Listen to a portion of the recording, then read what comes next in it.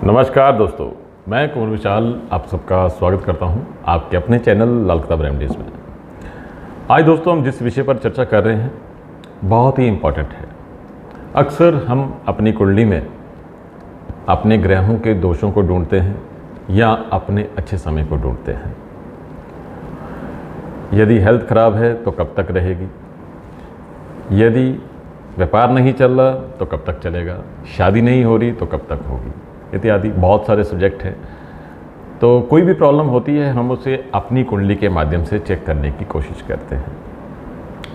काफ़ी हद तक हमें अपनी कुंडली से मालूम भी होता है, मगर जो इंसान शादीशुदा है, जिसकी औलाद है, उसके लिए कुछ ये पैरामीटर जरा ज़्यादा विस्तृत हो जाता है, वास्ट हो जाता है। इसको हम आज एक एग्जाम्पल के माध्यम से आपको समझाएंगे। जैसे दोस्तों, किसी की भी कुंडली हो, अब उसकी जो संतान हुई है, उस संतान की कुंडली में जैसे प्लैनेट बैठे हैं, जैसे ग्रह हैं, उनका असर उसके माता पिता पर अवश्य आएगा और जैसा असर होगा वैसा ही ज़िंदगी उसकी चलेगी। अक्सर जब भी कोई इंसान प्रॉब्लम में होता है तो वो अपनी कुंडली का इलाज करता है, अपने घर का वास्तु देखता है, हर तरह से अपनी प्रॉब्लम किसी भी तरह से वो डायग्नोज हो जाए उसके पीछे बराबर लगा रहता है, जो कि सही भी है।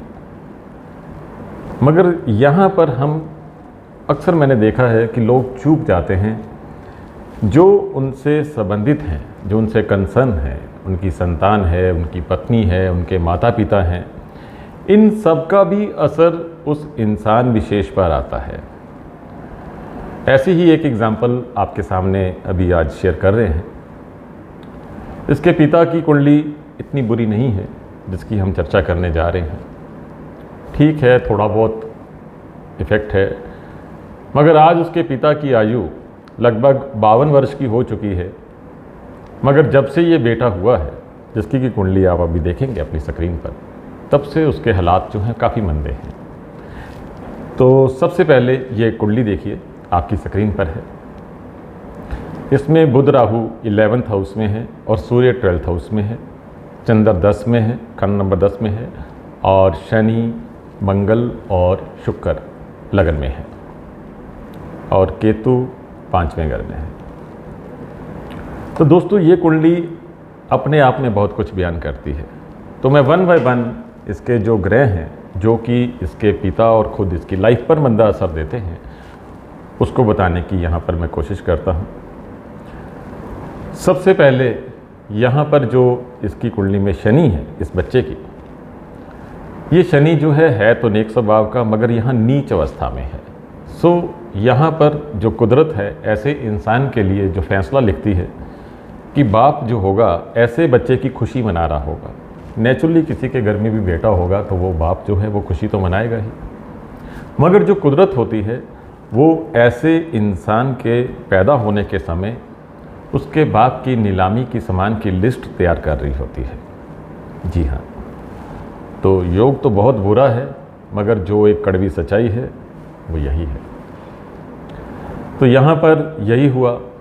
ये बच्चा जब पैदा हुआ तो पैदा होने के बाद इसके पिता का काम दिन बे दिन कम होता गया। एक्सीडेंट हुए, गाड़ी का नुकसान हुआ, फैक्ट्री बिकी, मकान बिका, और भी बहुत मंदे हालात हुए। काफ़ी स्ट्रगल आ गया उनकी ज़िंदगी में। अब जब तक हम पिता की कुंडली देख रहे थे तो उसके सारे उपाय हो गए, फिर भी कुछ असर खास नहीं आ रहा था जितना एक्सपेक्टेड था।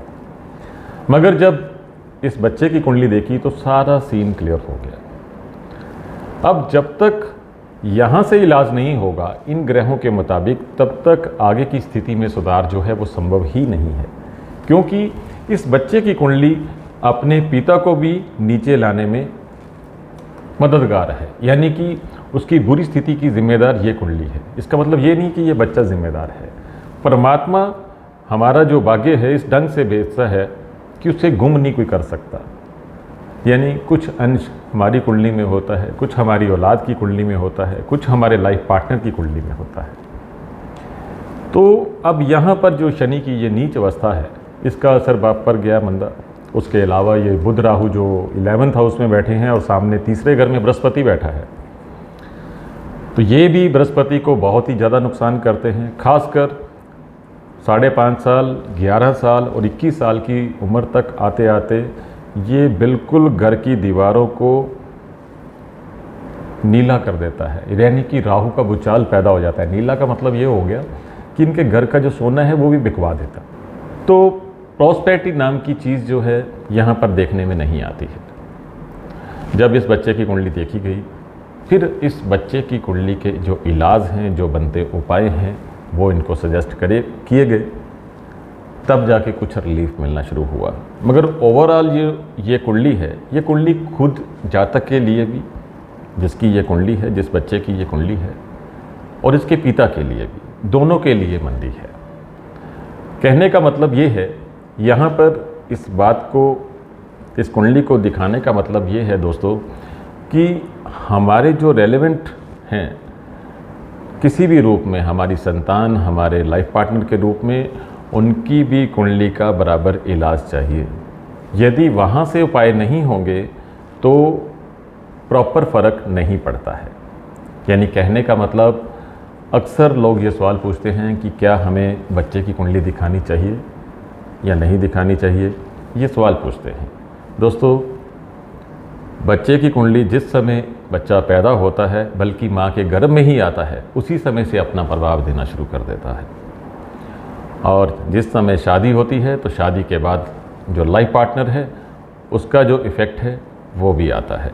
हालांकि इसकी लाल किताब के मुताबिक कुछ कंडीशंस हैं, मगर आज के युग में 99% कुंडलियाँ जो हैं हस्बैंड वाइफ दोनों की ही काम कर रही हैं, जो प्रैक्टिकल तौर पे देखने में आया है। औलाद की कुंडली तो 100% काम करती ही है। सो यहाँ पर एक बात का ख्याल रखिएगा कि यदि बच्चे की कुंडली के ग्रह मंदे हैं तो वो भी बाप पर असर करते हैं, और जब तक उनका इलाज नहीं होता तब तक आप पूरा रिलीफ नहीं पा सकते हैं। एक और ज़रूरी बात, इस बच्चे की कुंडली में एक योग है कि यदि घर की पश्चिम दिशा में रसोई हुई तो बहन की, बुआ की लाइफ भी डिस्टर्ब हो जाती है। बाय चांस थोड़ी बहुत दिक्कत थी इसकी सिस्टर को, उसका भी इलाज इन्हें बताया गया।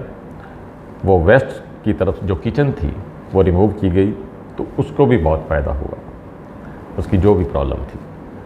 तो दोस्तों, कहने का मतलब ये है कि हर कुंडली कुछ कहती है, हर घर कुछ कहता है, हर जातक कुछ कहता है, सिर्फ उसे पढ़ना आना चाहिए। तो ये थी आज की जानकारी कि किस प्रकार से हमारी जो रेलेवेंट होते हैं, हमारी संतान, हमारे भाई बहन, इन सब का हमारे जीवन पर असर रहता है। इस प्रकार की और भी जानकारी हम आपसे शेयर करते रहेंगे। हमसे जुड़े रहिएगा, खुश रहिए, आबाद रहिए। धन्यवाद।